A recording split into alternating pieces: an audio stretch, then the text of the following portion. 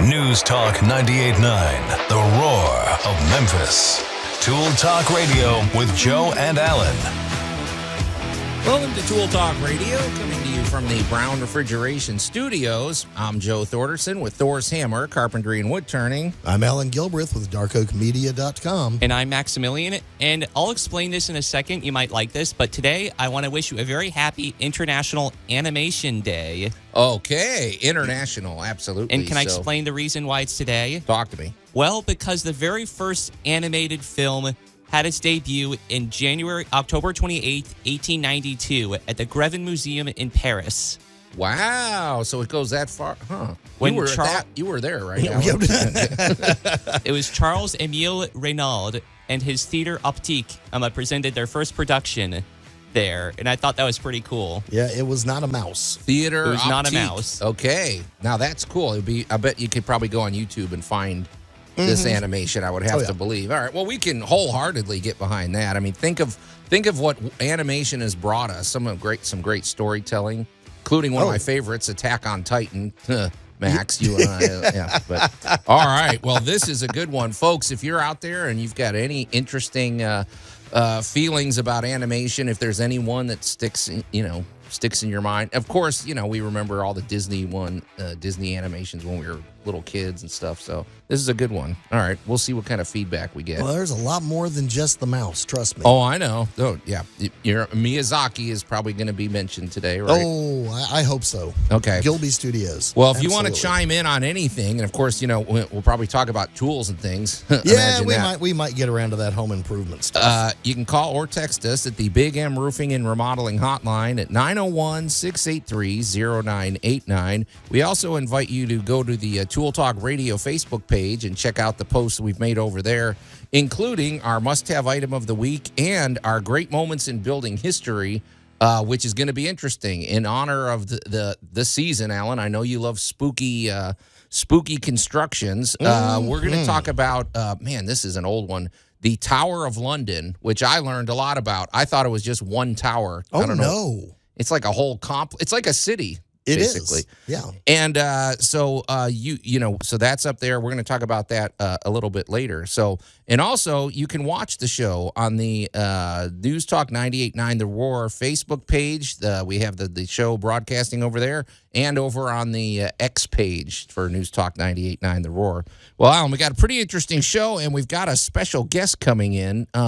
In honor, we have a new sponsor for the Memphis Comic and Fantasy Convention. And of course, since we're partnering with all the Cumulus sister stations here, one of the thing we'd like to introduce them here on the radio. So excellent. KC Computers. Now, this is, Allan, I wonder if you'll be able to weigh in on this conversation. Custom home computers. We've got one of the owners. It's owned by Russ and Diane Anderson. Russ is coming in shortly. What's interesting about this is completely serendipitous. Russ is from London. Russ used to walk past the Tower of London every day. I mean, literally, I guess. So he's going to have, he's intimately familiar with that structure. I can't say that I've been there, so I'm happy we're going to have a local, so to speak. Yeah. But home computers, there's a lot to talk about because we're talking systems, and it's not home. It's also business. So computer questions are on the table today. Well, and it's more than just the computer and computer questions. The computer is one of those things that redefines a room. You really have to rethink. Okay, what am I doing in here? Because you and I love to talk about lighting. And how the ergonomics of a room is laid out. Sure. When you get a computer, these become huge topics. Yeah, and you also want to, you want to have it designed properly. You want to, there's a lot to it, and of course, if you have a business, it's central. Keep in mind, you're going to spend a lot of time in front of that thing. Now, I don't know, in Allan's Week in Review, I don't think you got near a computer. From what I could see, it was a lot of wildlife. It was a lot of digging, a lot of, it was pretty wide-ranging. I was a little everywhere this week. You were sending me pictures and, things like that. there's a lot of things. We've got our must-have item of the week. I don't want to over-tease because I have a feeling it's going to be another one of those dynamic shows. But we want you to stick around. And, of course, like we say, feel free to weigh in at any point on the Big M Roofing and Remodeling Hotline, 901-683-0989. But before we get to all of these exciting topics, Allan, I've got a tool tale. And now, Tool Tales with Tool Talk Radio. I got to quit doing that. That's a double redundancy. I said we got a tool tale, then he says we have tool tale. A double redundancy is also a redundancy. Yeah, I need some caffeine. So, hey, I don't even know if this, I guess it's a tool tale to the degree that it deals with my concrete drill bit. So, Okay. All right, Allan, as you know, because I've been sending you pictures, and I'll be posting now that it's starting to look like something. I'll start posting pictures of this laundry room that I'm building for customers. So I'm building a laundry room, and it's so we poured a new slab. I didn't. The concrete man did. And so I have to anchor so I'm framing it out. It's like a 13 by 11 room. This is not a big room, but it does need to be anchored in at the base, and I have to anchor it into brick. Right. Okay, Allan. So I'm anchoring it in with 3/8 inch, those sleeve things you put in the, at the base. Okay. Well, I wanted to use those same sleeves to anchor it into the wall. A 3/8 inch drill bit. Okay. I don't even know how many drill bits I went through. I drilled into the concrete, no problem. Lickety split, got that done. Then I'm like, okay, I got to get it, level and then anchor in the studs into the brick wall. Allan, this stuff was, I'm talking mortar. I'm not talking trying to drill through the brick. And I could not, it was impossible drilling through that stuff. I finally had to go to a smaller anchor or something. But what is this mortar made out of? This house, like I said, this home was built in 1929. What is it's the mystery of the mortar that I'm throwing at you. Well, all right, keep in mind, mortar comes in a variety of different mixes. And there was a while there that a lot of the masons, you kind of knew to throw a handful of extra Portland cement in your mortar mix, and it'd be a little stiffer, or it could hold up to the weight. And periodically, you and I run across one of these, and I've even run into one that had a Type S mortar. I don't know what that is. All right, well, a Type S mortar is the super high compression mortar. And you want to talk about eat some drill bits. Oh, yeah. Because, if somebody didn't use, usually most people use like a Type N for your house. Oh, no. This stuff, but you can eat some bits because that mortar is. Now, good news for your homeowner. Oh, it's some solid. He was they delighted. Got some serious mortar in there. It's not going to decay anytime soon. I said I think they used the mortar that the Romans built built the Colosseum out of or something. But I eventually got through with 1/4 inch anchors and that, but it was miserable. But good for them back in the day making their mortar. That's some quality stuff. So high good, a really good mix. All right. Well, speaking of a really good mix, you're listening to Tool Talk Radio here at News Talk 98.9 The Roar, Memphis. We're going to take a quick break, and then we're going to find out what Allan did this week. Tool Talk Radio with Joe and Allan. Hi there. Is there a project you're working on? I know more than you. All right. News Talk 98.9, The Roar of Memphis. He doesn't have to be so rude about it. That guy's got a real attitude. So. And welcome back to Tool Talk Radio, coming to you from the Brown Refrigeration Studios. I'm Joe Thorderson with Thor's Hammer, Carpentry and Wood Turning, here with my buddy Allan Gilbreth from darkoakmedia.com and our pal Max over there behind the glass. You can call or text us at the Big M Roofing and Remodeling Hotline at 901-683-0989. We also invite you to go digital, and you can, visit on social media. You go over, here's the plan. Go over to the Tool Talk Radio Facebook page. Check out the posts we've made over there, including our must-have item of the week and our great moments in building history, which is going to be the Tower of London. That's going to be interesting. And like the page and share the page. And then if you want to watch the show, you can go head on over to the News Talk 98.9 The Roar Facebook page and just we're on camera, Alan. We're also on the X page. So We are indeed. So all those platforms are available for you. So check that out. And it's going to be an interesting show. And coming up shortly, we've got a special guest coming in, Russ Anderson from KC Computer, one of our new sponsors for the Memphis Comic and Fantasy Convention. Oh, excellent, excellent. So a pretty big day ahead. But let's get to this, Alan. Let's get to this, Alan. Oh, the humanity. Everybody's off their game today. What were you doing, Max? You know, you're supposed to be have your finger over Well, I the know button. he wasn't eating Halloween candy. Jeez. So, yeah, okay. All right. But Well, let's see. we'll edit that out in post. So, Yeah, okay. yeah. All right. Well, hey, if you're new to Tool Talk Radio, we always like to check in and find out what Alan did because it's always different every week. And you weren't at the same job site twice, were you? It was different every day this week. Okay. One, I got to start out with one of our favorite old-time topics, Joe. Yeah. Loose fence post. Oh, great. So I got to do all 3 levels of repair. Fence post number 1, fence level number 1. Of course, we've been having a little bit of a drought. Beautiful weather, but it hadn't rained. It's pretty dry. It has gotten dry. So facility number 1, used to having a lot of water on it. The soil had actually dried up away from the concrete, and you're getting a loose post. So you're getting loose. You're not getting rotted. You're getting.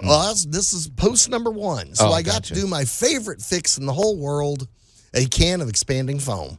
Yeah, you just. You get one. You keep one of those in your holster. I do. I got like 3 in the truck. Okay. So we tied the post up, got everything all nice and level where it was supposed to go, and bam. A couple hours later, you take the string loose. The gap has been filled. Post is good. See, That's one of my favorite cheapy fixes. Okay, you and I. That's another one of these counterpoint because I have my feelings about your does technique. Does it always work? No. Okay. Does it work in certain circumstances? It will work well. Okay. But again, it's not the magic bullet fix all for all this. You don't warranty that work. No, this is that quickie. You're doing this for a friend stuff kind of thing. Right. Like, give me a pizza and that's good enough. This is going to cost you a libation, and I'll go fix your fence. Right. Number 2 was the infamous. We have a whole row of fencing, and 2 of them in the middle are snapped off right at the ground. Now that sounds like rotting to me. Well, yeah. Or is it high winds? We should mention that. It's all of the above because this fence takes a beating because it's right where the wind comes across. They got a big open area behind it, and this fence is constantly taking a lot of wind. So 2 of them, the ones on the corners, which weren't in the direct blast, were still good and solid. And these were older posts, and I'm sure there was some rot. But there was also some broken wood showing through underneath there. And I'll be honest, I've seen all of the videos where somebody comes in with the post and they drive a stake down in and try to tie them together. It ain't going to work. Yeah. In this case, what you're going to do is get your post hole digger out and start digging a hole. Right. You are going to have to cement in a new post and remove the old. That's just all there is to it. You made me think of something because when it comes to a situation like that, and wind, like you say, these are wind sails practically when they're especially if it's coming straight at it or something. There's nothing wrong with digging around. Maybe you dig around the top of the hole a good 10 inches or so, make a big wider radius, and then pour in an extra bit of concrete for stability. Well, that's actually what we did on this one. It's kind of like somebody get me the 80-pound bag because we're digging down a little deeper. We're going to set it a little harder. We're going to make sure it's good, And the other thing is, the third thing I ran into is another big cautionary tale. Please make sure you're using the proper grade and quality of wood. Oh, don't tell me they used interior wood again. The top rung, I found it very amusing. So the bottom rung, they had 3 2x4s coming up the fence, right? The bottom one was obviously pressure treated. The second one was obviously pressure treated. And you can tell the top one was Friday afternoon. Oh, yeah. Because they just grabbed a 2x4 whatever was out of the on the truck. Because that one was toast. This is Fayette County, right? No, this was in Memphis. Oh, okay. I was This about was to in say. Memphis. Okay, because I thought, I know sometimes you're on these jobs where they're really remote and they're out in the middle of nowhere, and I'm like, okay, I don't approve of it, but I understand. Well, that's all they had, so they grabbed it, and they're not going to drive 50 miles to the big this box was store. subdivision in Memphis, so No excuse. Just, it's kind of okay. like, all right, guys, claw hammer this mess out. Let's get this mess cleaned up. Let's drop a new 2x4 in there, a pressure treated 2x4. Yes. And let's use. And Joe, your favorite complaint was also on this same fence. Yeah. They had used interior screws. So you had nice rust So you had the streaks nice and- little streaks down the outside of the fence. So we went back geez. and used the proper screws and put that in there. Okay. Big job site, a lot of fun. Ditch witching around a tree is a lot of fun. Explain what a ditch witch is. I think. All right. I think it's Ditch, but he's a witch. Yeah. No. Thanks, no, Max. No. I expect better humor from you. Picture, if you will, a chainsaw Yeah. designed for a giant that is probably on meth. Yeah, that's And not that a is good pretty much a ditch witch. It's a huge chainsaw-like apparatus that's got about a 3-inch scoop. Looks like a chainsaw, but it's actually these big nodules that come off the sides. And it is designed to do nothing more than move dirt and roots. You're driving it though, right? Well, you kind of drag it behind you. It's powered. Oh, okay. So you lower this to the ground, you kind of dig it down into the ground, and then you go backwards or forwards to cut a trench the proper depth to run your plumbing. Is that the one where it's on like a tractor and everything? Because I thought I've seen like mega chainsaws where it's like attached to like a tractor and it goes down into the ground. Exactly. Oh, this, that is. This was a self-powered. So you get to have the backhoe. Have fun with the backhoe. Well, you wish it was a backhoe because I will say this. The one thing that was very surprising that amazed everybody was we somehow or another plowed through a patch of sassafras.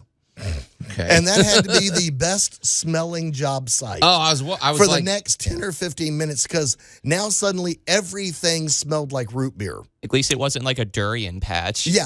Ooh. sassafras. Okay, I was trying to remember what sassafras smelled. Yeah, It's that root beer. very, great very, smell. very fragrant root beer smell. So This sounds like a tool. You don't play games with something like that, and you better this will find out. absolutely wreck your weekend plans. Well, it really also will. you better call that 811 and find out where the water lines Yes. and make sure nothing's buried. Everything there, was 'cause- already pre-marked. Everybody already yeah. had the plumbing path. All we had to do was get it cut. Yeah, that And- sounds kind of fun.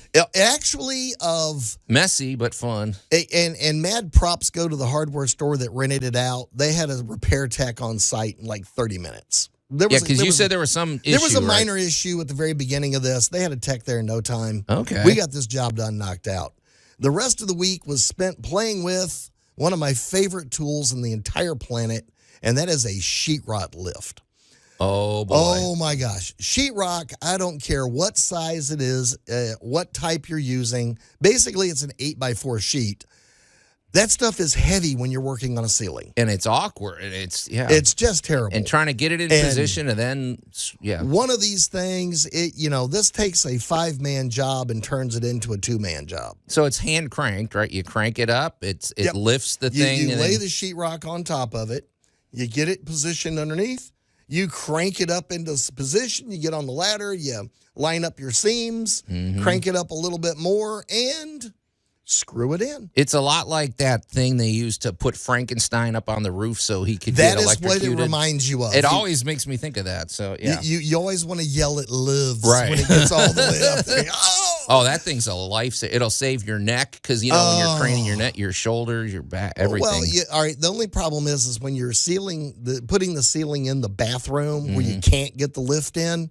Oh, now you're back to the old school of everybody climbing a ladder and everybody holding it in place while right. That's where you need to pay the assistants for. Get them a pizza and no pressure on the poor person trying to run the screw gun. right. Because every screw's going to work perfectly, right? Oh While yeah, they people are always standing find the there. stud exactly. So, well, that's a workout. So you've had a It was a week. So, but big safety rules. Please, everything I just talked about, heavens to Betsy, please wear good eye protection. Oh yeah, I mean even with that sheetrock lift, because man, you Stuff screw in is there, falling dust is falling everywhere. right in your face. Yeah. And that hurts. And Oh, plus yeah. it'll blind you instantly. And so Yeah, no, there's plenty of times where you took the glasses off and Right. wiped them down, and you had big eyeglass patches on your front of your shirt where you wiped them down. That's not a bad job for just a face shield. I mean, I know Yeah. those things are big and whatever, but No, I they mean, work great. they get them on. They get this. They keep the stuff out of your mouth, everything else. So okay. Hey, wow. Where did the first half hour go? I don't know, Alan. But coming up, we've got a guest coming in. This is going to be nice. So you're listening to Tool Talk Radio here at News Talk 98.9 The Roar, Memphis. When we come back, we're going to talk to our friend Russ Anderson from KC Computers. Tool Talk Radio with Joe and Allan. I thought I told you. I do the cutting around here. News Talk 98.9 The Roar of Memphis. I mean, whatever. Get your kicks however you got to. Fine, just let him do the cutting. I don't care. No. I got a quick story on that. All week, this past week, new assistant going through all these things. By Friday, they're like, okay, we need to cut this and this. I'm like, and Yeah. have at it. I'm not Okay. coming down the ladder. You want me to cut it? Yes, I trust you enough to let you use my tools. Okay. Go for it. All right. That was a riveting story, Alan. Okay. And All right. whatever. You know all about your tools. You get really. I know. You don't let people use the Yeah, tool. Okay. come on. You got to give credit where credit's due. All right. We're burning daylight. We are. Welcome back to Tool Talk Radio, coming to you from the Brown Refrigeration Studios. I'm Joe Thorderson with Thor's Hammer, Carpentry and Wood Turning, here with my buddy Allan Gilbreth from darkoakmedia.com, our pal Max over there behind the glass, and a special guest we're going to introduce momentarily. Also, just a reminder, today is International Animation Day, which, we're all for it. I mean, think of all the different animation we've had through the decades. So if you want to chime in on that and celebrate, let us know how you're celebrating. You can call or text us at the Big M Roofing and Remodeling Hotline at 901-683-0989. And if you can find a YouTube video of that, please text the YouTube link over to us of the original animated video. Yeah, I'd be 'cause very curious to see that. You said it goes back to the 1800s, right? Exactly, 1892 thereabout. Okay. And also, you can watch the show at the News Talk 98.9 The Roar's Facebook page and the News Talk 98.9 The Roar's X page. And also, head on over to the Tool Talk Radio Facebook page, like the page, share the page, and join the Tool Talk Radio community. All right, it's time to introduce our special guest. We have Russ Anderson from KC Computer. Hey, very good, Max. He's got his own walk-up music. Hey, Russ, welcome to the show, man. Thank you, Joe. Great to be here. Thank you for having me. And it's very serendipitous. We did not plan this, but we, today in our Great Moments in Building History, we're going to be talking about the Tower of London.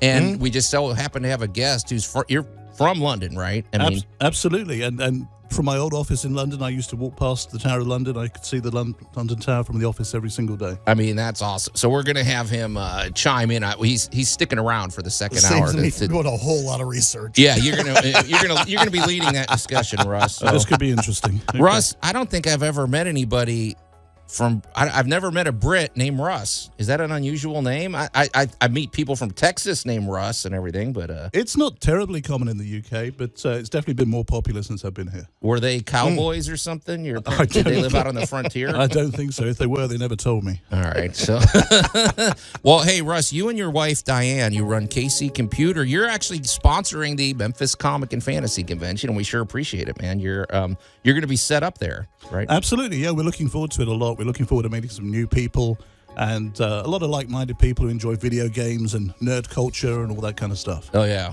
It's you going to have be found your people. Yeah. What do they call it? Hunting over a baited field. Yes, there. that's So, it. yeah. Yes. But Russ, we were talking yesterday and about, because it's kind of like the way I think we mentioned it was, you don't just go to a car dealership and say, I want a car. I mean, it's like they would say, well, how do you drive? Where do you go? How many people? There's any number of different vehicles you can get. And it's the same with a computer, right? I mean, there's no just one size fits all. Absolutely. And that's where we differ very much from the big box stores. You come and see me needing a computer.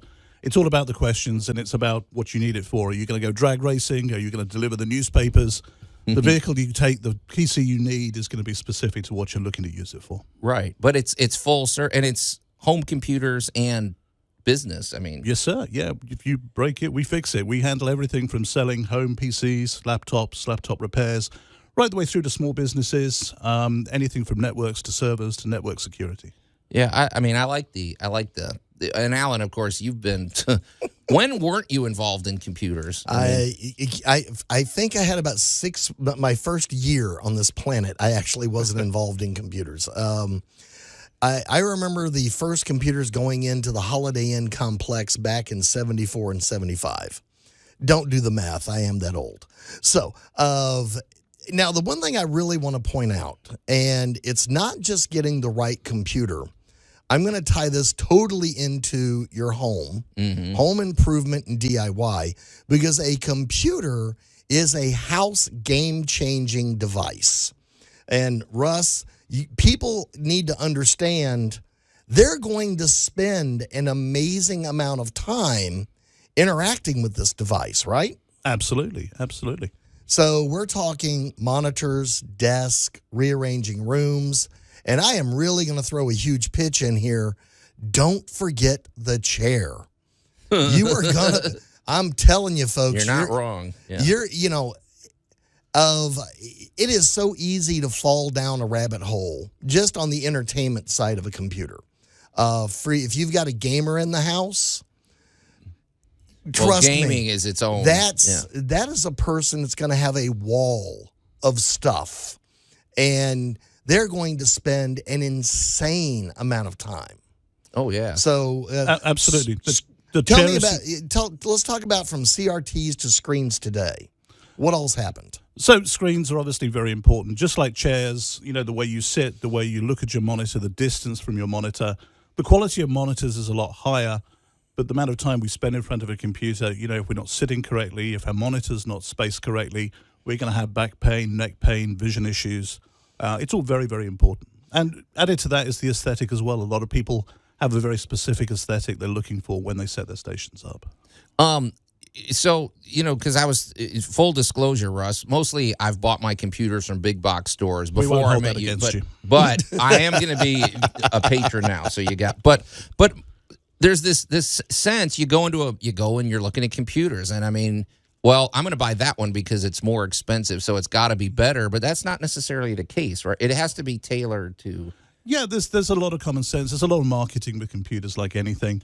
You don't have to buy the biggest, fanciest thing. You don't need the Lamborghini to have a really good experience. And prices are more competitive than ever. A lot of it as well is down to being given good advice. You've got to ask questions. It's like anything, and you should get good answers, and you should get stuff tailored for you. Yeah, I mean, it reminds me a lot of what we do in carpentry. I mean, right now I'm building a room addition, and we're thinking about the pitch of the roof so we get good drainage. We're thinking about all these things, and we're planning it up front so maintenance-wise it'll function and it'll last for years. I feel like it's the same with a computer, right? I mean, very much so. And when you purchase a computer, you're not looking just for today's needs. You're looking to future-proof yourself as well. So you need to bear in mind how the expected lifespan or relevancy of the computer you're buying, and what you might think you want to use it for in a few years to come. And you all do, so you're consulting businesses and homes, but you also can fix these, right? Absolutely. If you break it, we can fix it generally. Yeah, because when Allan gets mad and pours coffee all over his keyboard and puts a fist through the monitor. We've seen worse. Who's coming into your shop? Like, I'm because you've been around for 26 years. So Absolutely. So what's your clientele like? So we're very lucky. We're located very close to Bartlett, and we cover right out as far as Fayette County and over to West Memphis as well. Generally, our largest demographic is kind of mid-30s to mid-50s, but we have a surprising number of older people who have been using computers to interact with their families, especially during the COVID lockdown, and a surprising number of very young people as well, where maybe their computer skills aren't what other generations are. They're so used to using cell phones. They've got away from the computers. Oh, yeah. Good point. Yeah. So, yeah, you got to get, because I know with these gaming, I've seen some of these gaming systems. And, I mean, it's incorporated, like you said, down to chairs that have speakers on them and everything. So, gamers, are they a pretty hardcore?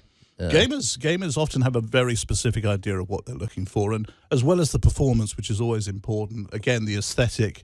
A lot of them like themed computers, or they have certain lighting that they're looking for.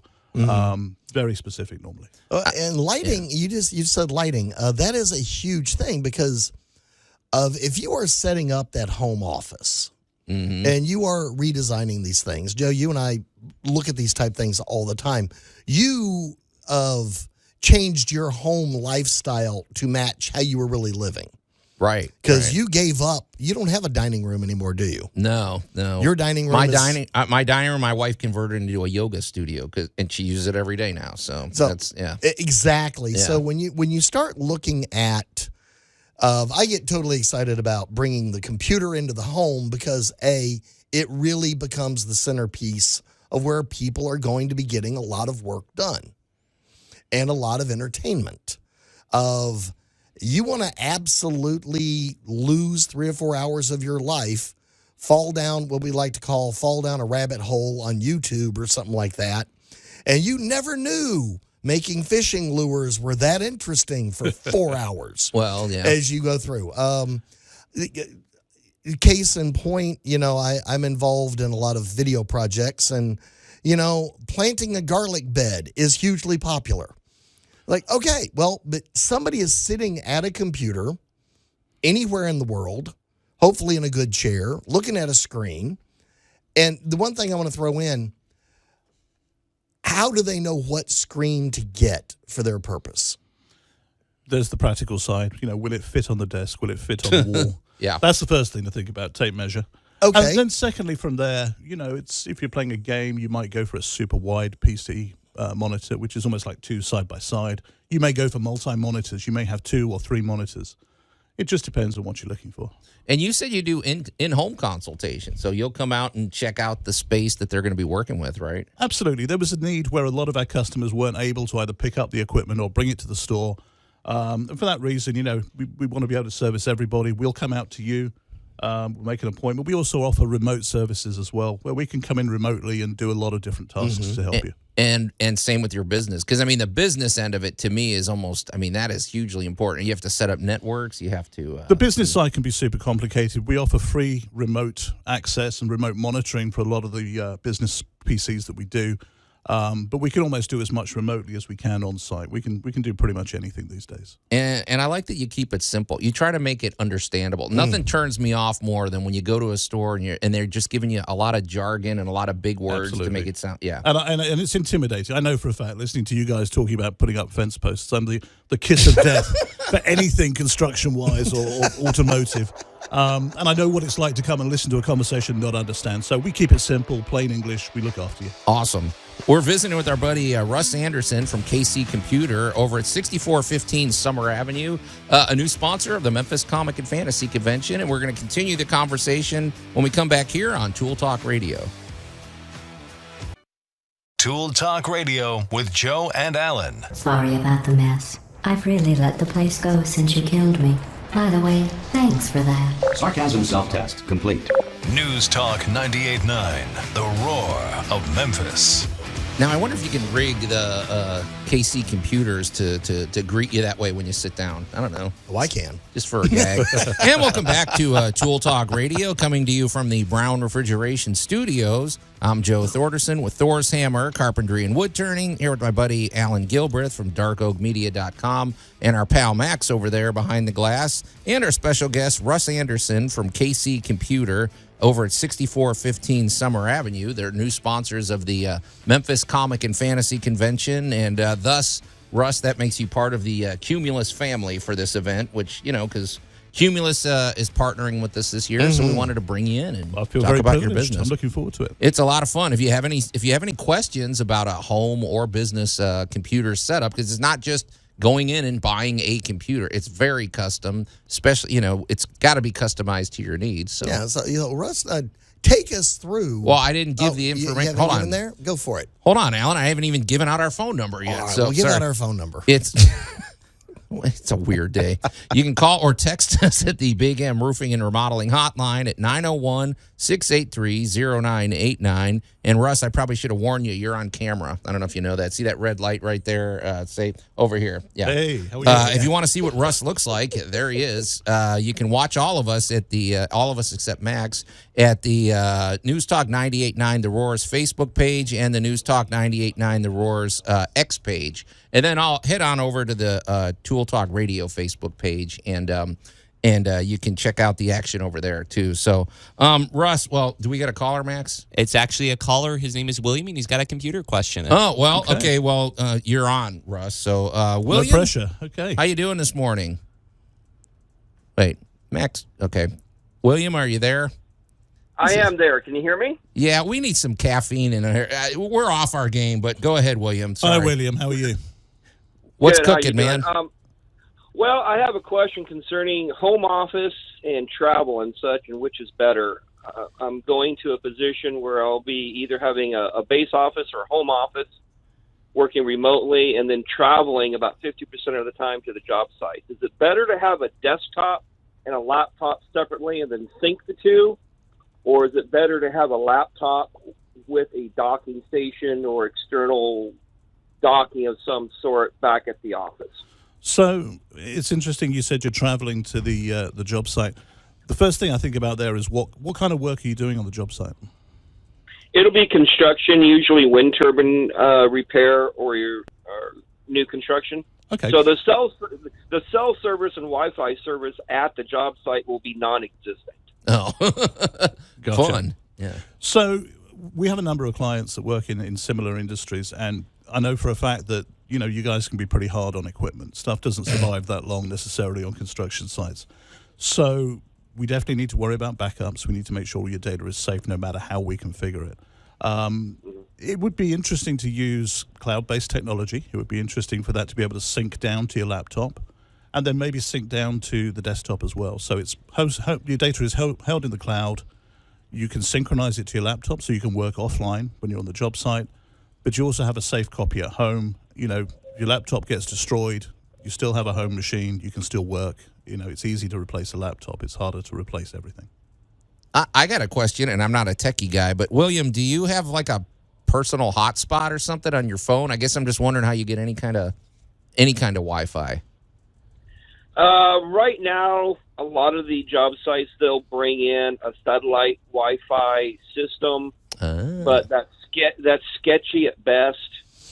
Very short range. You've got to be at the office itself or the mobile office in order to link into that. If you actually go out of the office and walk 100 feet away, you lose complete signal. You might get one bar of cell service and be able to check your email, maybe. It's very sporadic and spotty at best. There's some really good options out there as well for toughened laptops and tough books and toughened tablets and stuff like that. They're a little more suitable for being dropped and thrown around on construction sites. And a lot of these with the touch screens as well. A lot of my clients like to use the cameras. They're on a job site. They can take pictures. They can annotate those pictures while they're there and then dispatch them straight from those devices. They work pretty well. So with that type of laptop, would you recommend having a desktop in the office as well? I would say so. Yeah, I would say so. Okay. Just because if you're going to damage that laptop, you're not totally out of business by the time you get home. It's going to get dirty. It's going to get roughed up. It's going to get messed up. At least you know that you have something at home that's going to work as well. All right. Okay. Hey, William, you might want to drop by and visit the shop, too. So, Russ, how do people do that? Where are you located? Come by anytime. We're close to Bartlett, near Wally Hatchett's restaurant at 6415 Summer. We're open Monday to Friday. We're open Saturdays. Call us. Come see us anytime. No appointment needed. What's your number? My number is 901 386 2622. Okay. William, was that did that it sounds like the cloud is the key here, right? Cloud makes it a lot easier. You know, you can configure it to synchronize down so you don't have to have that internet connection, but you have the security of knowing that if something's damaged, you have a safe backup. More than that, you can actually roll back into different revisions of different documents as well. You know, you can roll back in time to 20 or 30 different versions. Okay. Yeah. What do you think, William? I think that's great. The only thing that I was curious about is having two separate computers and the cost effectiveness versus having one and a cloud backup. But being able to go back to the office if the laptop breaks and still being able to keep working, I think will justify the additional cost.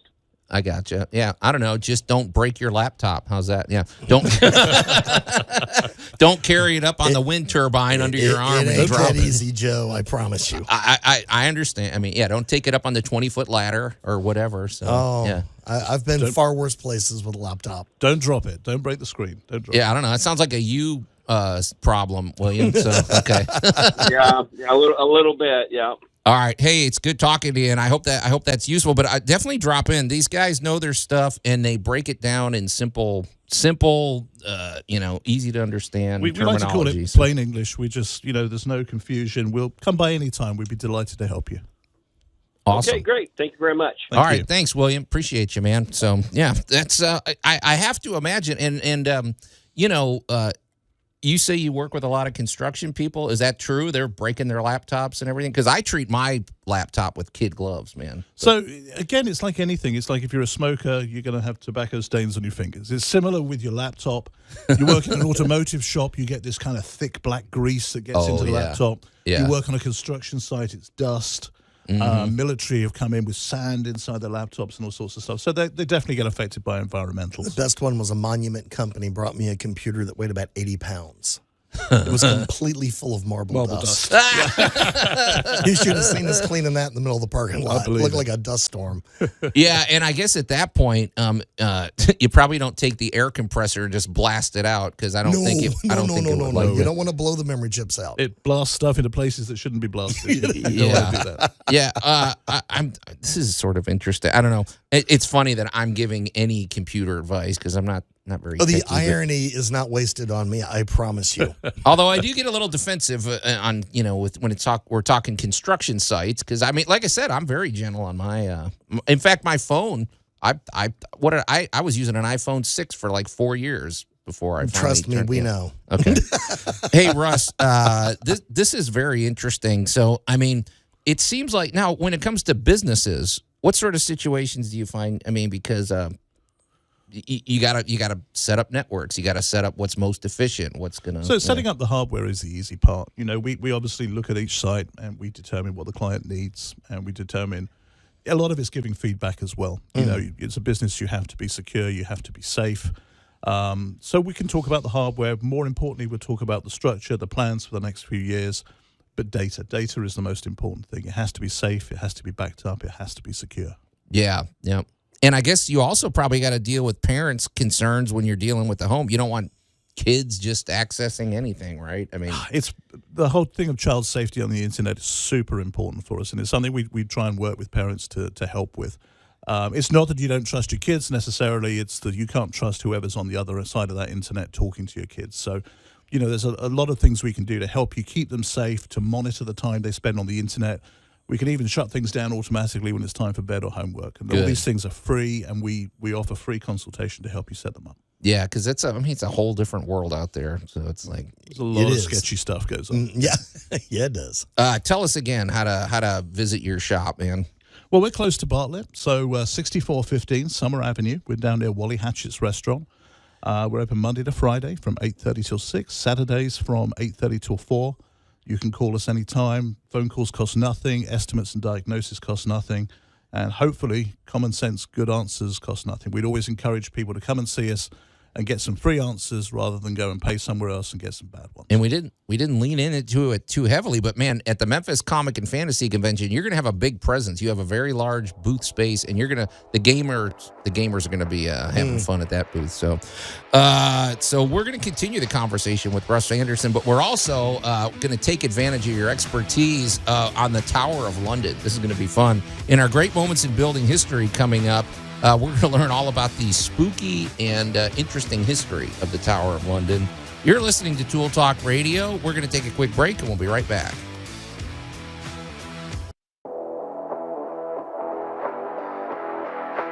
News Talk 98.9, the roar of Memphis. Tool Talk Radio with Joe and Allan. And welcome to Hour 2 of Tool Talk Radio, coming to you from the Brown Refrigeration Studios. I'm Joe Thorderson with Thor's Hammer, Carpentry and Wood Turning, here with my buddy Allan Gilbreth from darkoakmedia.com, and our pal Max over there behind the glass, and our special guest, Russ Anderson from KC Computers. And Russ is from London, and I never met a Brit named Russ. I'm sorry, it's still... Is it short for something? It's Russell? short for Russell, but that just makes it sound like I'm in trouble when people call me that. Did you go to Russ when you moved here to Tennessee, or did you just always been Russ? I've always been Russ. It was just shorter, and it made it sound less like my mother telling me off. Basically. You're just okay. When you got in trouble, it was Russell. So okay, yeah, I know. When your whole name comes out, exactly. Right? You know you're in you trouble. are not doing well. Yep. Right. When it's Joseph Thorderson, I knew somebody selling me something, or I'm in trouble. Yeah, so every time you heard Joseph, you know. But we've been having fun talking to Russ about home computers and business computers, and the work they do over at KC Computer, because they're going to be at the Memphis Comic and Fantasy Convention. They're sponsors of ours, and so we wanted to welcome them on to Tool Talk Radio. So if you have any questions regarding home computers or business computers, feel free to chime in anytime. You can call or text us at the Big M Roofing and Remodeling Hotline at 901-683-0989. And if you want to see what Russ looks like, he's on camera. I don't know if I warned you that beforehand. So I don't want to scare too many people. Thank you. I don't want to scare too many people. But he's on camera with us, and you can watch those at the News Talk 98.9 The Roar's Facebook page and the News Talk 98.9 The Roar's X page. And, of course, while you're out over on social media, visit the Tool Talk Radio Facebook page and check out the action over there and, like the page and share the page. So shortly, we're going to get to our great moments in building history, which is very serendipitous. I promise you, Russ, we didn't plan this. It just sort of worked out. We wanted something spooky, and we wanted something in the season, and also something that was an interesting construction. So we said, hey, let's do the Tower of London. Lo and behold, we learned that our guest was from London. The Tower of London is a pretty spooky place, I have to tell you. Okay, cool. So we're going to get his bird's eye view on that. I mean, you said you used to walk past the... I could see it from my office window back when I was in London. Yep. Okay, cool. So, and I learned a lot because I thought it was just one tower in my research. I learned that. So, so we're going to get to that shortly. We don't want to hesitate, or we don't want to miss the opportunity, though, Allan, to talk about our good buddy Larry Brown from Brown Refrigeration. That's true. As a matter of fact, I had a good conversation with him yesterday. So, in addition to I don't think we sell this enough, but we're always talking about with your heating and air conditioning. Obviously, you want to be up on the latest technology. Obviously, you want a company that is rock solid, that has been there forever and is going to be there to help service your thing. I'm using the word obviously a lot because Larry uses that word. I was, doing that in honor of him, Allan. But anyway, don't roll your eyes at me. You want a company that is always, concerned with the cleanliness of your air. Yes. We love the Remy Halo system. The UV power of the sun. Basically, it takes the musty, dirty air in. It takes it into the system. It blasts it through the Remy Halo system, and out comes nice, clean air that basically has no odor, and that's what you're looking for, air that doesn't smell, and also it cleans every surface that it lands on, which still hurts my brain how that works. Yep. So but what was interesting, Allan, is the job that we're bringing him in for is it's not really equipped with any duct work. So he's going to be putting in a mini split. Those you deal with those a lot, right? So the mini split is a pretty interesting piece of technology, and that didn't exist. For the home, I don't think it existed. You didn't have those 20 years ago, and it is a phenomenal system. What we're talking about is the power of a portable and the capabilities of a built-in. And it's amazing how quiet they are. Yes, they are truly amazing. But you don't just grab one, plug it in, and go to town. There's technique involved. You have to run it properly and everything. So Larry's going to be helping me with that, and we'll be having him in probably in the next few weeks for a visit. But anyway, great people over there, and they service your HVAC unit. It's always a good idea to have them drop by once or twice a year just to make sure everything's functioning properly, and the visit pays for itself with a nice high functioning HVAC unit. And if you need to replace the unit, he's got great financing, like really top-notch financing. You can get in touch with Brown Refrigeration at 901-362-1881 or go to their very easy-to-remember website, brownref.com. All right, well, this is, I've been waiting for this all day. And now, great moments in building history.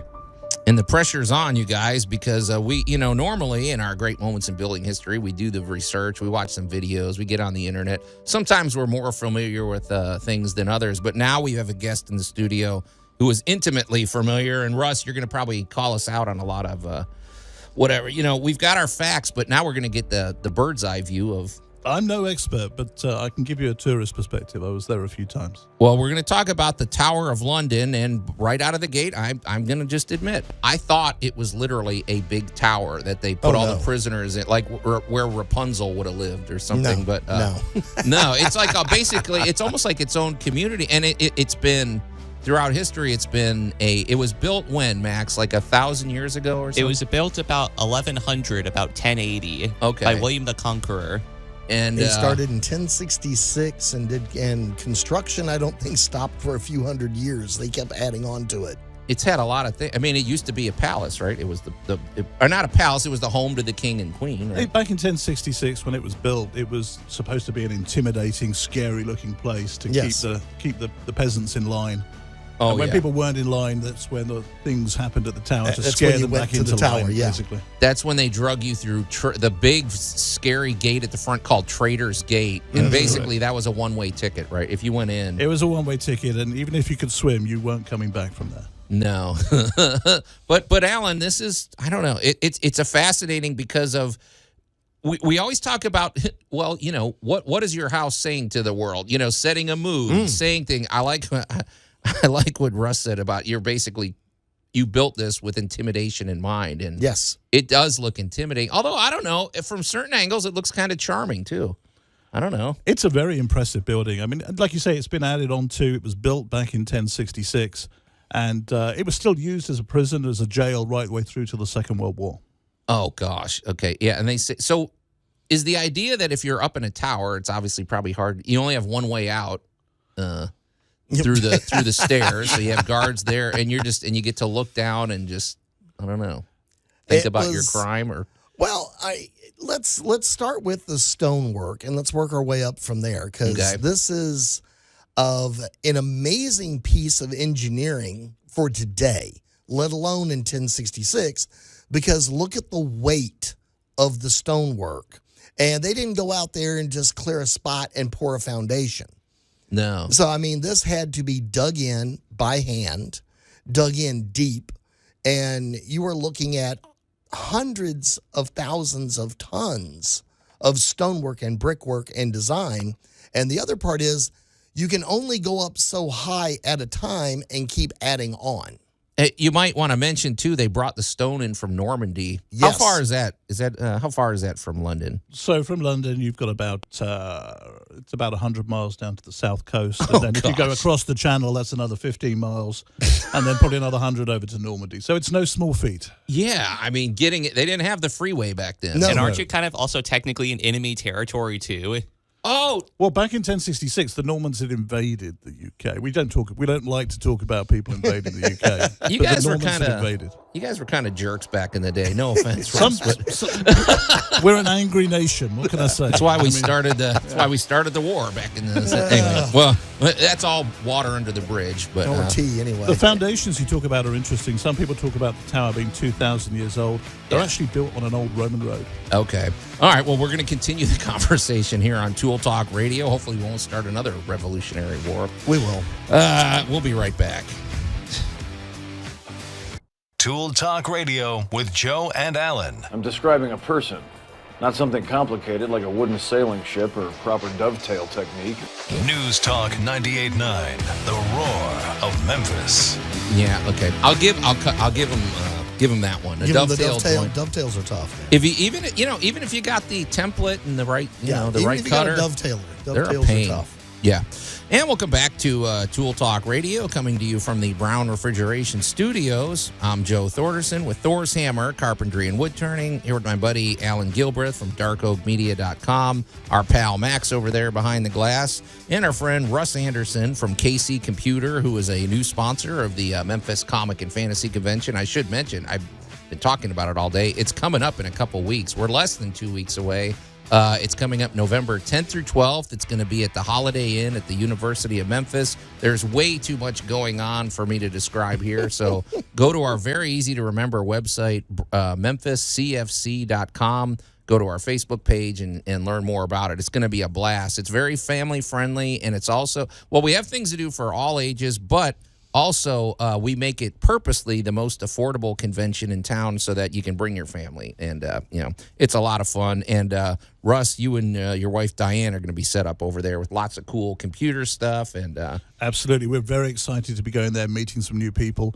We're going to have a big 60-inch TV playing Pac-Man, so come and see who can get the high score. And the old come and school. have some fun. Old school games. Awesome. Well, if you've got any computer questions for your home or your business, this is the time to do it. You can call or text us at the Big M Roofing and Remodeling Hotline, 901-683-0989. And we also want to remind you can watch the show today on the News Talk 98.9 The Roar's Facebook page and the News Talk 98.9 The Roar's X page.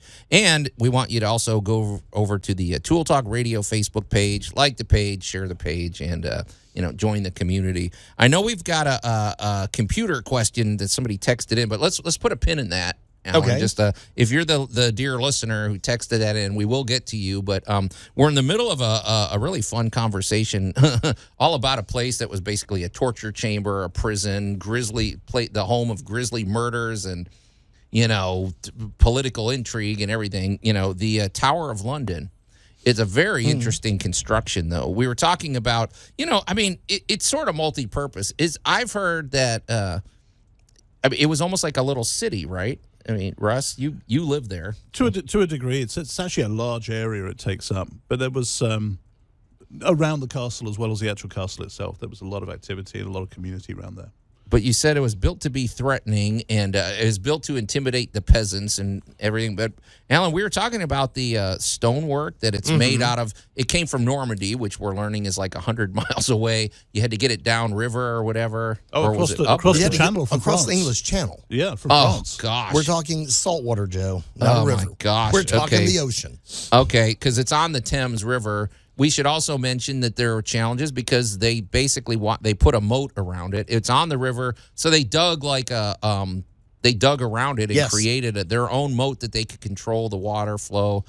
Kind of like what they did in Tunica when they built the casinos. They technically needed riverfront casinos, so they dug a moat around them. But no one said it had to float out in the river. It just had to float. So that's right. So I mean, there's a lot of challenges there. How do you protect your foundation? How do you keep it from sinking into the water? I'll cue on one thing that Russ mentioned was the Romans had already been here, and the Romans were amazing engineers. And, we talk about potholes and stuff today. In the United States, we have a little difficulty getting any further back than about 1800. Because honestly, that's really about the limit of the American experience, unless you're hardcore on the East Coast, Boston, someplace like that.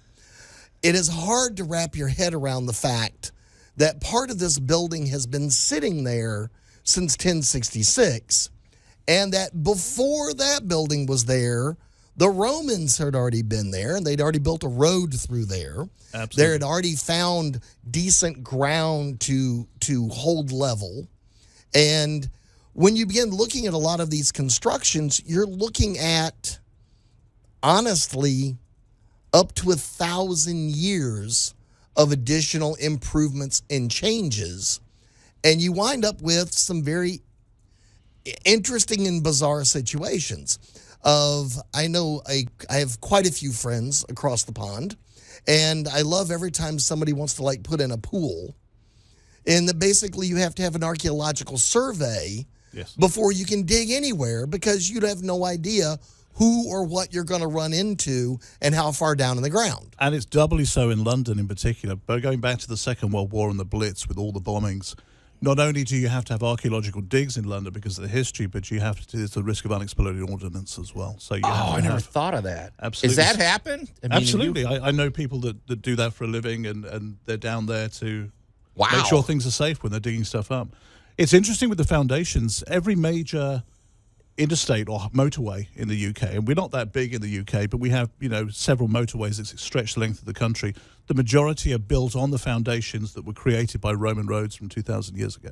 They knew how to build. I mean, and they knew their concrete, right? I mean, they used that salt water and whatever they built. I mean, volcanic mortar. Yes. Because don't forget, folks, if you look at the Colosseum, you think, oh, wow, the whole side fell off. No, they took it down. They were reusing it. It was repurposing. But so they built it on that. But you said, too, Russ, that the construction, it's not like they built this all and it was done. They were adding on. It went on for what, centuries, right? Yeah, so from 1066 through to the Second World War, things were changing and being modified.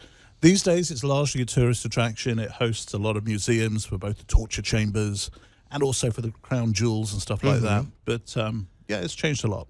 And you said because there was, there's some real expensive, jewels and crowns and things there. I mean, they said worth billions, right? That they say it's priceless. They say it's priceless because it's irreplaceable. Yeah, I hope it's well guarded. I just think of that Ocean's 11 movie or something. Yeah, it's like, well, the other thing to take into a strange consideration, again, in the United States, we have a definition of an antique.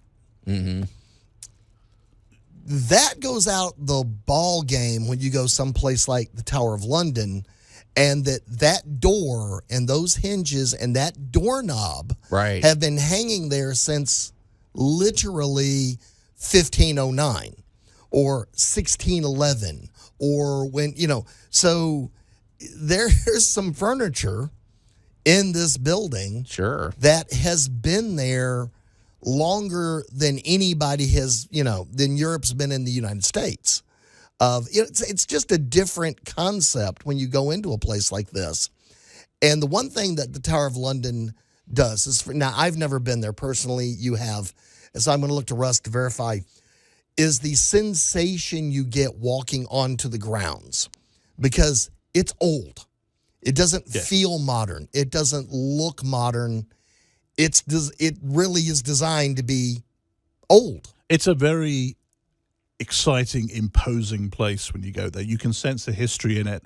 And then they do a very good job with the museums and the displays to take you back to what happened in the 1500s, in the 1100s, and the 1200s. And some of the stuff that went on was pretty gruesome. Pretty awful. I don't want to get too graphic, but you told me that sometimes with the moat, they had the ability to raise and lower the water and... Absolutely. So there was Traders Gate. They would basically round up all the people that were due to be dispatched that day, and they would stand them in the courtyard. And as the tide came in, because the Thames is a tidal river, as the tide came in, the water levels would rise. They wouldn't be swimming. And then as the water's levels fell, that would be how they dispatched the prisoners. Yeah. And you have to imagine the screams and everything coming over the wall and all the peasants outside in their cobbler shops. That's where the ghosts come from. That's where the ghosts come from. Well, that's the thing, because that's why we were saying it's so spooky. I mean, there's the story of those two princes that they discover. It's pretty awful stuff. And the beheadings. Two queens were beheaded there. Yeah, that's why we started this country, Russ. I mean, just don't upset no offense. Us. That's why we wanted to get away from all that stuff. But yeah, it's pretty scary stuff. But yes, but very Memphis has better barbecue. But no fish and chips. But like you said, I've watched some great video. It does look like a cool place to. It looks like if you're going to London, you have to go there. It's a must do. I mean, if you're going to go to London, it's one of those things that you would kick yourself if you didn't experience it. Yeah, very, very impressive. And the way they've preserved everything, like you said, I mean, they've got cannons. They've got everything there. The cannons are still used. Whenever there's a royal event, such as the coronation of the new king, from Tower Hill, that's where they'll fire the salutes from the cannons. Yeah, pretty cool stuff. So, I mean, but you're teaching me a lot. I never thought of the whole... If you're building something in London, you got all the things you got to consider. I mean, you're right. You got to have an archaeologist and an ordnance expert. You don't just get out there and dig, No. Yeah, don't get out there with your backhoe. You just kind of don't go, well, we're just going to move all this. Yeah. Well, maybe you're not. I wonder if you find anything, do you get to keep it?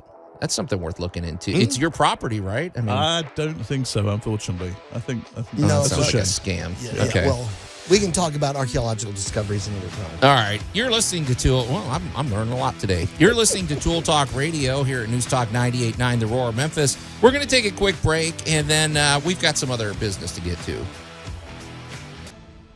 Tool Talk Radio with Joe and Allan. Oh, I'm afraid the deflector shield will be quite operational when your friends arrive.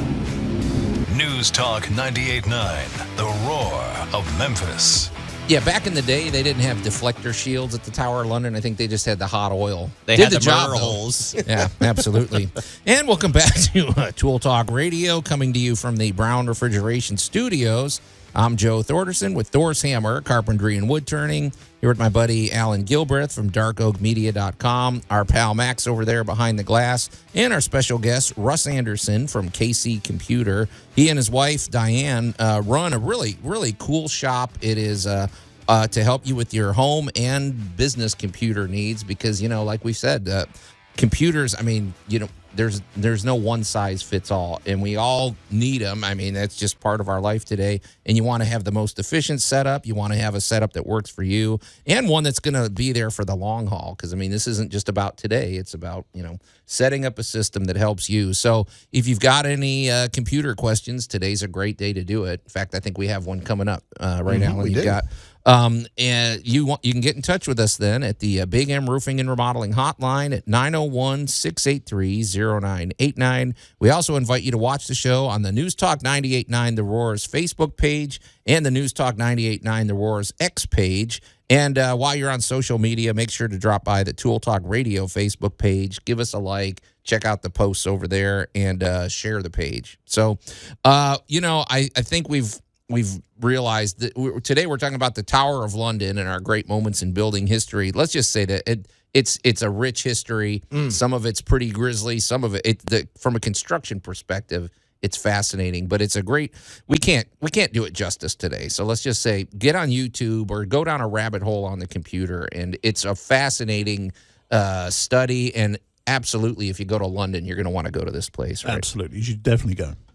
So that's our recommendation for today, and a little spooky. It's pretty interesting. Grisly. If you're into that horror stuff, there's no shortage of stories and tales. Plenty of reasons to be haunted. Plenty of ghosts. Now I don't know if this guy's. I'm not even going to try to transition from that one. So I was going to make a little joke about Jay Hill and something. Whatever. Stop looking at me that way. Let's shift gears. Let's talk about our good buddy. I really need some caffeine. Let's talk about our good buddy Jay Hill with Big M Roofing and Remodeling, another guy I'm going to be working with on a project coming up. But he is all about, Russ, this guy is all about the exterior protection of your home. We love Jay. He's all about roofing, gutters, siding, and windows. If you have any needs in that department, you cannot do better than our good buddy Jay Hill. For one thing, he is a GAF Master Elite Installer. He 5 stars with the Better Business Bureau and Good Housekeeping. I don't know that he's ever gotten worse than a 5-star review. People love Jay Hill. I don't know. The guy's got a dynamic. He shows up on the job. Yeah. He's eager to help you. He's ready to go. He's knowledgeable, and he's got a great attitude. And somehow that translates to all of his crew as well. He creates a great business atmosphere. And I got to tell you, his crew is one and done. No, they don't waste in, time. Out, and I mean there is when you talk about construction, there's no downtime. No, they get it done. They move smoothly, efficiently, and they clean up. Oh, yeah. Other than you have a brand new, beautiful roof, when they're done, there's no trace. No, and the systems they put in, they work with GAF. They offer roofing systems because this is a whole, and they offer lifetime transferable warranties, which is just unheard Insane. of. That would have been unheard of 30 years ago or something. But they have so much confidence in their product that they're willing to do that. So they also, the other great thing about Jay, which makes him very unique, is he's a former insurance agent. So if you're out there and you're like, I wonder, if you have roof damage that's covered by your homeowner's insurance, that is game changing, because I mean, you and I have benefited from that. It saves you thousands of dollars, and you may qualify, but that's nothing that you navigate by yourself. You need an expert. Jay shows up. He gives you a free consultation. He has that expert advice, and then he offers you a path forward. You may have a claim or you may not, but at least you're going to have the right information. Also, you might need financing. Well, Jay's got that covered. He's got 30 lenders at his disposal. The application takes minutes, and you're bound to qualify for, several of them, and then you choose the terms that work best for you. But we love Jay's business attitude. We love the way, the business culture he's created, and he's just a great dude. We're very proud to have him on board with Tool Talk Radio. He always encourages you to call him directly, and I always suggest, in the middle of an exciting football game, or call him, call him at 3 a.m. just to bother him. Get him at 901-484-5645, or go to his website, bigmroofingandremodeling.com. All right, Allan, you said we got a text directed for Russ. Another computer question. It's a good one, too. Okay. Comes from our dear friend, Scott J. Carroll. Ask Russ for me. My house is built weird, and the Wi-Fi doesn't get everywhere. He has a weird house. Imagine that. Hey, Scott, how you doing? A weird house and some weird Wi-Fi. He's a weird guy. Just trust us. Yeah. You'll meet him, I promise. Yeah. So there are several reasons or several things you'd want to check, first of all. And the most obvious thing and first thing to test is the actual device you're using for the Wi-Fi. Is it putting out enough signal strength? Is it working correctly? In most cases, if you're having trouble across the house, it's down to the way it was built. There's environmental factors. There could be metal beams, there could be a metal roof, there could be devices inside your house, electronic devices that can affect the signal. Different things we can do. We can put in Wi-Fi signal boosters. We can also put in something called a mesh, where just like in a hotel, you can have several devices around the house that will talk to each other and kind of spread out that internet signal and push it forward and give you better coverage throughout the house. Give us a call. Come and see us. We'd be glad to talk to you and see what we can do to help you. How do they get in touch with you? Easiest way is you can either come and see us, or you can contact us via the website, www.kccomputer.com, or give us a call, 901-386-2622. All right. I hope that helps. It reminds me, when you're talking about this, it's.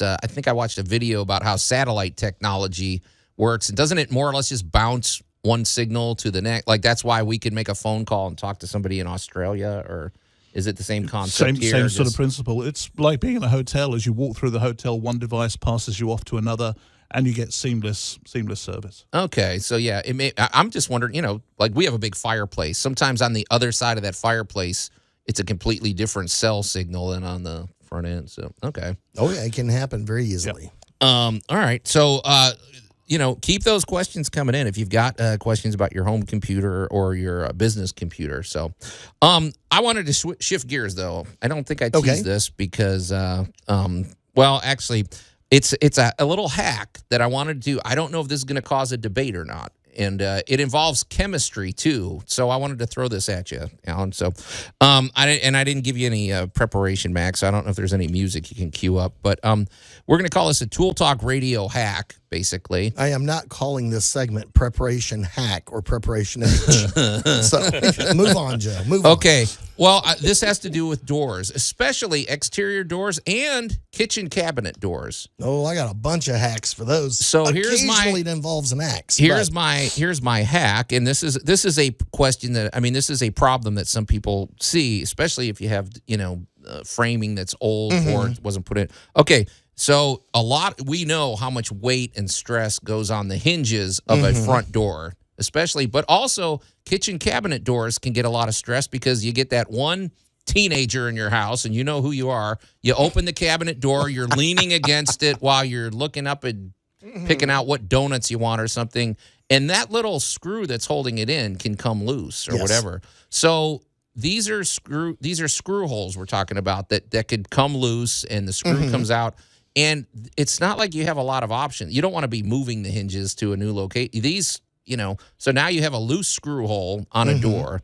I have a little hack that I like to do. Okay. And it's very simple, but I like to take some toothpicks. You take it out, take some toothpicks and or even some sawdust, but I'm preferable to toothpicks. You take it out, you jam them in there, you break off the end, you fill up the space, and then put in a little wood glue and let it dry. And now you've got a surface that because the way the toothpicks are running, the screw will still find its way in there, but it's now snug, it's easy, and I think it's a pretty good, cheap fix, and it basically costs you nothing. My question, though, Alan, the thing I was looking at you at is this also works with super glue, but super glue also has a tendency to dry like rock hard. I guess I was going to get your take on it. Do you think, and also I know you can use super glue. You could cram this if you're in a pinch and you don't have any toothpicks, you could take some paper towel, cram it in there, pour some super glue in, and it'll harden up. However, that could also start on fire. Well, I think, right? The thing that we're looking for here is the toothpicks work so well because you still have a grain. You're saving some wood. Right. You still got a little grain in there. And when you begin putting that screw in, the first thing you do is you're pushing it out and forcing that gap to close. So that works really, really well. At that point, I usually just use a little construction adhesive. Something that remains a little flexible over time. See, I think flexibility is the key. Because, I mean, wood glue is sort of flexible. At the same time, it gets pretty hard. But it really absorbs. Wood glue is actually designed to get into the pores of the wood. Where something like a super glue is designed to bond those two surfaces as fast as possible. It'll work. It just, you just got to get a little extra in there. I find that using just any basic construction adhesive and or a wood glue will work just fine. Okay, yeah, because I've tried it with super glue and I don't like it as much. But also, just super glue does break. It will actually get so hard it will actually crystallize and break under tension. Yeah, you need something a little flexible. But my other question about chemistry was, is it true? I've had super glue where before I knew any better, I had a bottle that like spilled or something. I wiped it up with a paper towel. And it started smoking, and it got really hot. And I put it under water quick, but I was like, could that thing have conceivably started on fire? I mean, could it get that hot? Different solvents and chemical reactions under pressure or enclosed can actually spontaneously combust. Okay. That was actually a very frightening problem in warehouses with, of all things, gloves for hospitals. There you go. So if you've got a door that's either rubbing or sagging or something, this is a very quick, cheap hack. Get yourself some toothpicks and some wood glue. Snap them off in there, little sanding, you're good. All right, you're listening to Tool Talk Radio here at News Talk 98.9 The Roar Memphis. We're going to take a quick break, and we'll be right back.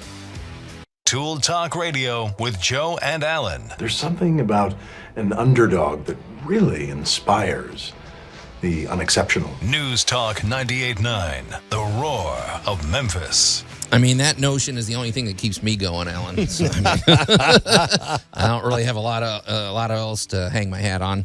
Anyway, welcome back to Tool Talk Radio, coming to you from the Brown Refrigeration Studios. I'm Joe Thorderson with Thor's Hammer, Carpentry and Wood Turning. Here with my buddy Allan Gilbreth from darkoakmedia.com and our pal Max over there behind the glass, and our guest, our friend Russ Anderson from KC Computer over on Summer Avenue. There's just enough time if you want to, get a question in, a home computer or a business computer situation.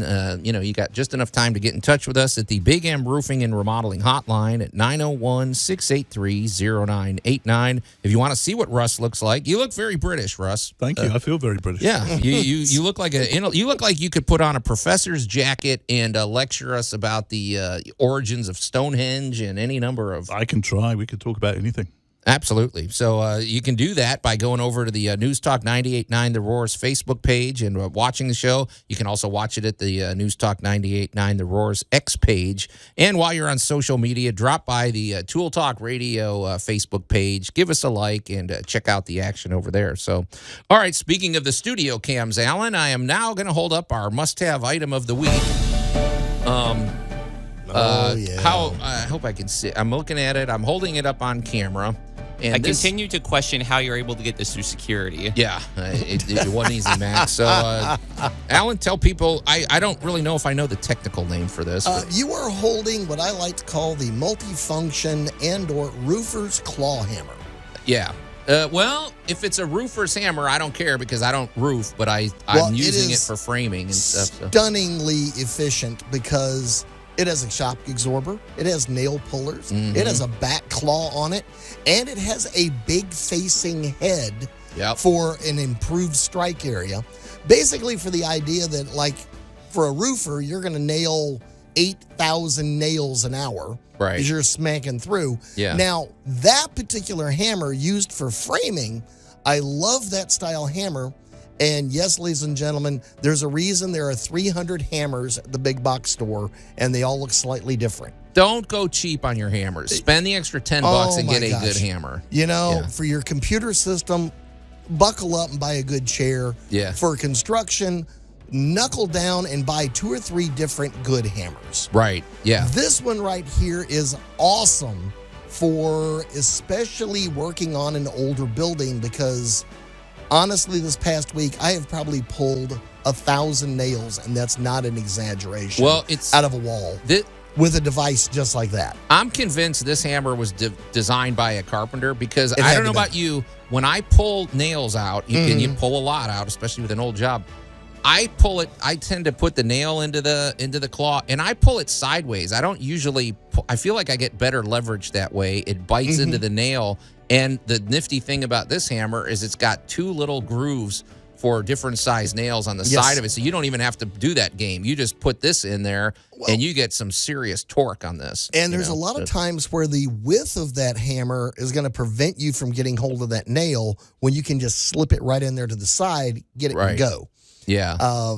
And the other thing is it has a good extended claw that comes down to a relatively thin edge, which makes it easy to get under that 2x4 you're trying to get up. Yes, if you have to use it as a lever or something. Yeah. But the one thing it has, and I have to admit, I haven't had total success with this part. There's a magnet at the top, and there's a little groove. I'm holding it up to the camera right now. Right. It's perfect for like a roofing nail. Yes. Not so much for a finished nail. I had a finished nail and it kind of flew around because basically the idea is you put the nail in there because if you're in an awkward position and you can't hold it with the other hand, you can with one hand start the nail, tap it in, and then swing. But I could definitely see why a roofer would like this. Now I'll give you a hack for that. Yeah. You know, you open these packages that have got that little piece of rubberized gum in it that holds the 2 pieces together. Steal that out of there and put that down in that groove, and it'll hold that little finishing nail perfectly. It's a great hammer. Here, what do you think, Russ? I'm handing it over to Russ. It's a beautiful hammer. I can think of several computers I'd like to use. If it comes down to it and you just got to put it out of its misery, this is a good one. Yeah. Nice, comfortable grip. Great. Yeah. Absolutely. And I spent I probably spent an extra $15, but so what? I mean, I'm getting this hammer's going to last for years. You know, probably decades. And you know, and I run into this a lot with, my modern side gig of let me take you to a big box store and give you a tour of the proper tool for the proper job makes all the difference in the world. Oh, yeah. When you have been beating yourself to death, even with the wrong hammer, and everybody's kind of goes, it's just a hammer. Trust me. Depending upon the application of what you're doing, you pick up the right hammer to the right job, it is at least a day-changing event. Oh, yeah. Because now, at the end of the day, your wrist isn't killing you. You don't feel like you've been pounding the wall with your fist. You got the job done quickly and efficiently. Yep. Now, get a good hammer. And get a couple. You've got how many hammers? I mean, you don't have just one hammer. I got laughed at yesterday because somebody goes, really, Allan? You have 5 different hammers in the sleeve in your truck holder. And you say, yes, I do. And I'm going to probably go get 5 more because that's. And I'm like, and this one does this, and this one does this, and so the funny thing is about an half an hour later they come back and they go, all right, what's that one with the big claw on the back? Can I borrow that one? Yeah, go ahead. Yeah. And it made the job so much easier. Yeah. So much easier. So the right tool for the right job, and I promise you, a good hammer makes a huge difference. Yeah. So if you want to see this hammer, go check it out on our Tool Talk Radio Facebook page, or But hey, we don't want to. Well, let's circle back a little, because I was just thinking about something. Russ, you've been in. We're talking about home computers and business computers and everything. And it's funny, you said that you have some old computer, I don't know what you call it, antiques up on the wall. And we do. What makes me laugh about that is they're called, you look back, and a lot of this stuff is like from the 1980s or something. It's not what I consider an antique, and yet in terms of technology, it's ancient. It is vintage equipment. We offer a service at KC Computers where we'll recycle people's equipment for them, and it's important to recycle the hard drives correctly as well. If I got a truckload for you, we'll talk oh my afterwards, gosh. definitely. Yeah. We don't charge. We have a company we work with where things are recycled into plastic and metal, but some of that stuff is just too cool to be ground up. Right. And like you say, vintage equipment from the 1980s, old Atari game systems, punched cards from the old computers. Oh my gosh. Old PCs from I've just restored a Windows 95 PC from 1997 with the original load on it. And people get nostalgic about that kind of stuff. And, it's too cool. We have a little museum there. Come by and relive your childhood and come and play Pac-Man with us. Oh, yeah. Hey, you just said something. I didn't think about this. You provide electronic recycling. I think that's really important, because, you don't just take your computer and just dump it in the... It's right? hugely it has to be... And those are components that could be reused, right? So. They can. In some cases, if equipment is sanctioned by the user, we'll refurbish them ourselves and donate to various people we work with. But in most cases, it's important it's destroyed correctly, recycled. But most importantly, the hard drive, you do not want to lose your personal data. Even a drive that's stopped working, you can recover that data. Yeah. The delete button does not delete it forever. Yeah, that's kind of a big deal. What about your phones and stuff? Like, what do we do with our old electronics? You can bring anything to us. We'd be glad to pass that on. We don't charge for it. It's just the right thing to do. So, what about a CD player? CD players, any electronics. The only thing I can't take is old school CRT televisions. Just because of the tubes. The tube TV. Does anybody have one of those anymore? You'd be surprised. There's still a shocking really? number of CRTs. They weigh out there. 300 pounds, and they're yes, like, they do. Okay. But anything else? Russ, this is great, man. We're really excited about having you set up at the Memphis Comic and Fantasy Convention. And just a reminder, we're coming up in less than 2 weeks. We're going to be at the University of Memphis Holiday Inn. Our celebrity guest is Jonah Ray. If you know anything about Mystery Science Theater 3000, he's the new host. And apparently there's a fundraiser going on now. They're launching season 14. So it's still going, Allan, despite your best efforts. So I love Mystery that show. 1000. No. We've had those nights at the house. You know what I mean? Oh, yeah. So if you want to come, and then you could meet Allan. Allan will be set up there with darkoakmedia.com. We'll be set up there, of course. All the Cumulus stations will be there. It's going to be a lot of fun. It's a great family event. Get your tickets at 901 Tix. You can learn more about the convention at memphiscfc.com. And Russ, one more time, how do people get in touch with KC Computer? Because it sounds like you provide a lot of great services. Yeah, we can help you in lots of ways. Come see us at the shop. We're over on 6415 Summer Avenue. You can call us 901-386-2622. Or come and see us at the website, www.kccomputer.com. Nice short website. I like that. So, well, this has been interesting. And Russ, we're going to have to pick your brain off the air, because I mean, you've given me a lot to think about in terms of our computers, electronics, and then all the things we're learning about London. Pretty cool stuff. Definitely consider yourself a friend of Tool Talk Radio, Russ. We appreciate the invitation today. Thank you. Great to have you on. But that music means it's time to get out of here. Another episode of Tool Talk Radio is in the can. So on behalf of my buddy Allan Gilbreth and our pal Max over there behind the glass and our friend Russ Anderson, I'm Joe Thorderson. Thanks for listening to Tool Talk Radio, and we'll see you next week.